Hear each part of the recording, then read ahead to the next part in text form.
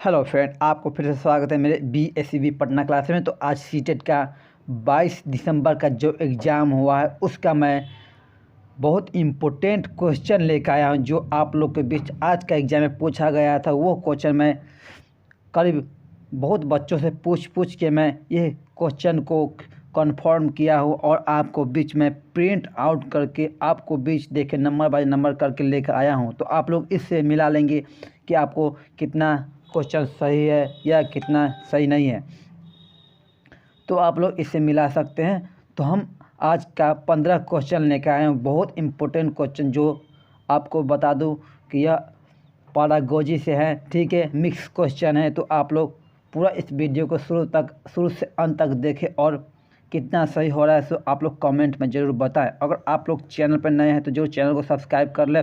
इस चैनल के माध्यम से आपको सीटेट की पूरी तैयारी कराई जाएगी।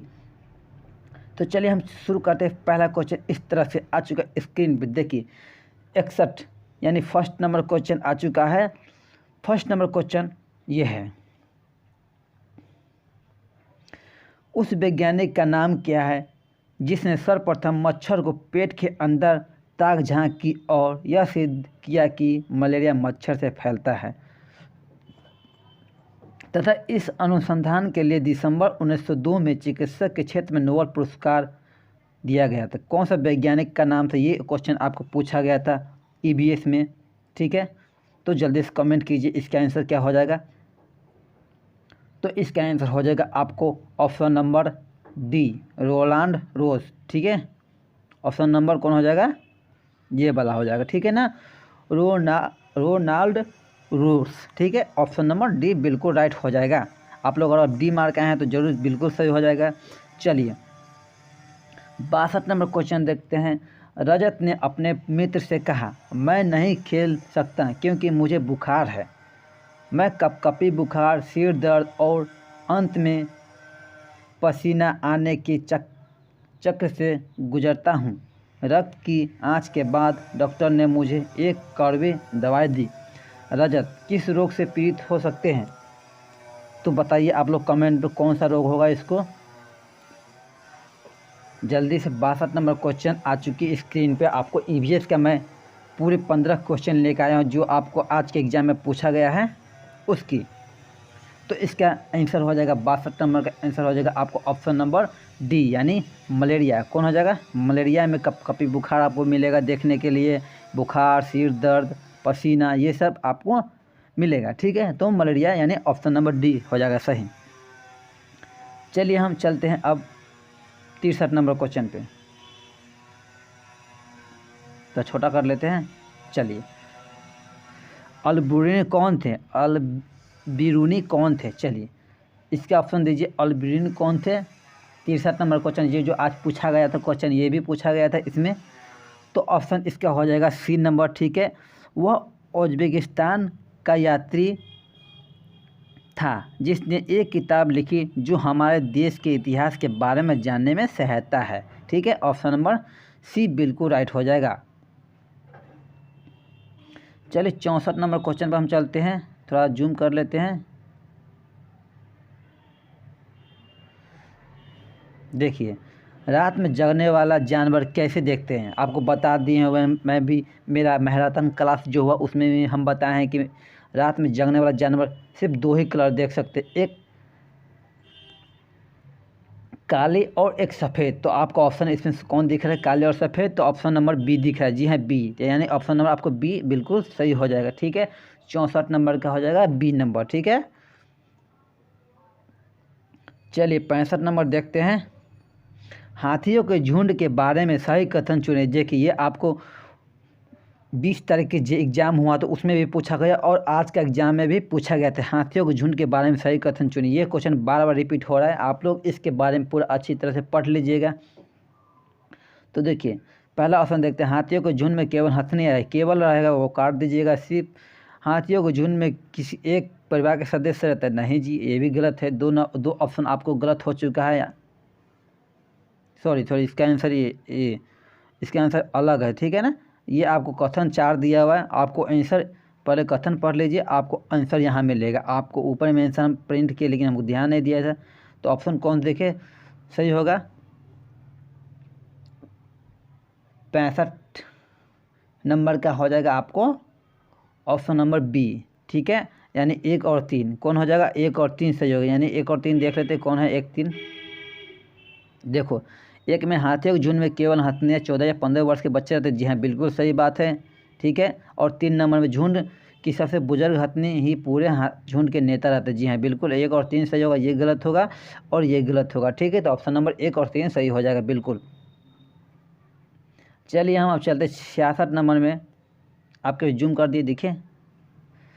पंखुड़ियों के अंदर फूल के बीच में कुछ पतली पाउडर जैसी रचनाएं दिखाई देती हैं। कोई भी फूल आप देखिएगा उसके अंदर पाउडर जैसे रहता है, उसको हम लोग क्या बोलते हैं।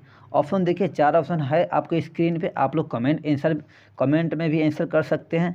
ठीक है, तो उसको हम लोग बोलते हैं क्या, पराग। क्या बोलते हैं, पराग। पराग जो फूल के अंदर रहता है वो पाउडर की तरह, उसको बोलते हैं पराग। ठीक है, तो ऑप्शन नंबर हो जाएगा बी। ठीक है, चलिए 67 नंबर आ चुका है क्वेश्चन, कमेंट कीजिए।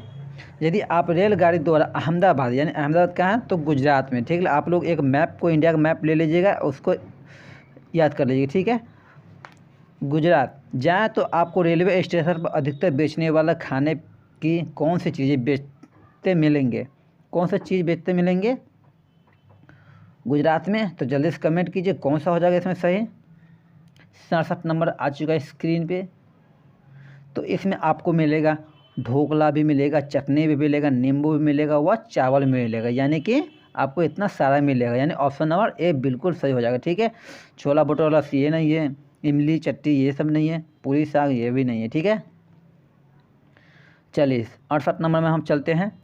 पक्षी अपनी गर्दन बहुत अधिक हिलाते हैं। हिलाने के बाद यहाँ बोला, देखिए यहाँ मेन पॉइंट, हिलाते हैं, इसका कारण होता है, क्यों हिलाता है। उड़ नहीं सकते हैं, गलत। पक्षियों की आँख की पुतली घूम नहीं सकती, ये सही हो सकता है। पक्षियों की आँखों छोटी होती, ये भी गलत। उनके कान से ढके होते, नहीं, गलत। यानी ऑप्शन नंबर आपको बी सही होगा कि पक्षियों की आँख की पुतली होती है, वो घूमती नहीं है। ठीक है, इसलिए उसको गर्दन इधर से उधर घुमाना पड़ता है, यानी ऑप्शन नंबर बी सही हो जाएगा। ठीक है, चलिए 69 नंबर में चलते हैं। निदान के पश्चात कोई डॉक्टर रोगी से यह कहता है कि उसके खून में हीमोग्लोबिन की कमी है, तो उस रोगी को कि आयरन की कमी के पूरा करने के लिए क्या खाना चाहिए।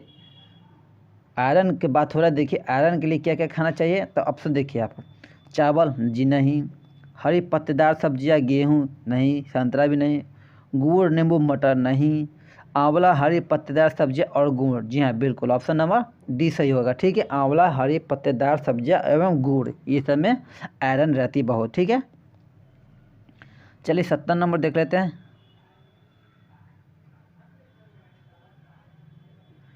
राष्ट्रीय पाठ्यचर्या रूपरेखा 2005 के अनुसार, देखिए 2005 वाला एक आ गया ना क्वेश्चन आपको। राष्ट्रीय पाठ्यचर्या प्राथमिक स्तर पर पर्यावरण अध्ययन शिक्षण का प्रमुख उद्देश्य होना चाहिए। कैसा उद्देश्य होना चाहिए, तो आप लोग आंसर दीजिए इसके 70 का।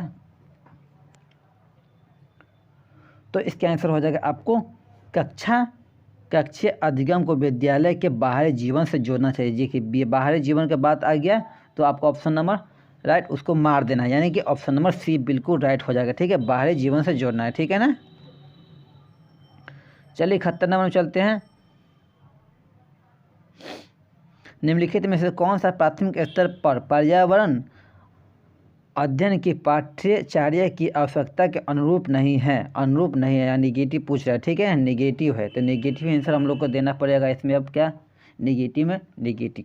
ठीक है, तो ऑप्शन देखिए, उसे काम की दुनिया में प्रवेश के लिए शिक्षार्थियों ज्ञान के कौशल को लैस होना चाहिए। जी हाँ, ऑप्शन तो पहला ही हमको सही लग रहा है। जी हाँ, बिल्कुल पहला ही सही हो जाएगा, ऑप्शन नंबर ए सही हो जाएगा। ठीक है, चलिए अब हम चलते आगे 72 नंबर क्वेश्चन में। ठीक है,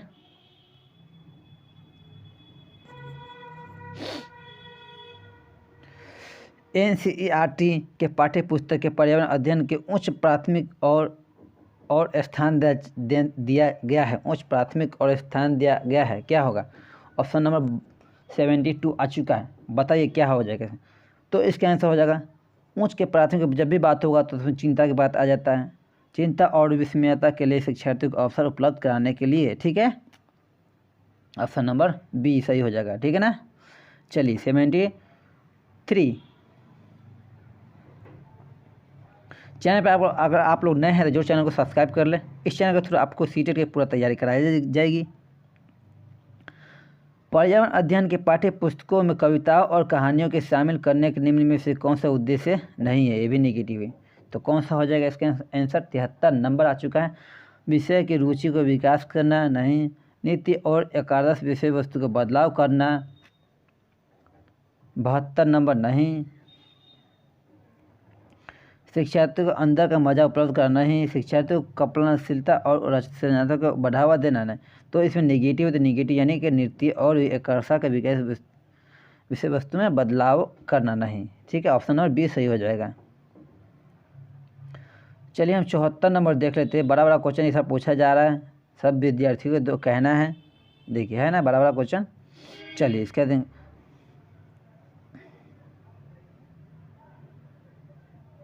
तो इसका आंसर हो जाएगा, देखिए एक सेकेंड, थोड़ा वर्ष भाग गया है।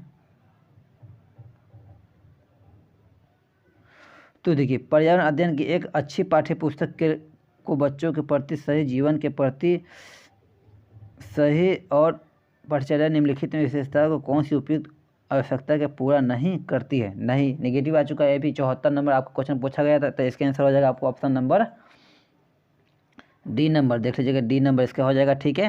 ऑप्शन नंबर डी यानी कि यह शब्दावली और परिभाषाओं पर अधिक बदलाव बल देती, ठीक है। सॉरी कहाँ भाग गया। चलिए 75 नंबर देखते हैं और लास्ट क्वेश्चन आज का, ठीक है। तो आज का सेशन यही समाप्त करते हैं, फिर नेक्स्ट वीडियो में मिलते हैं। तब तक के लिए बाय।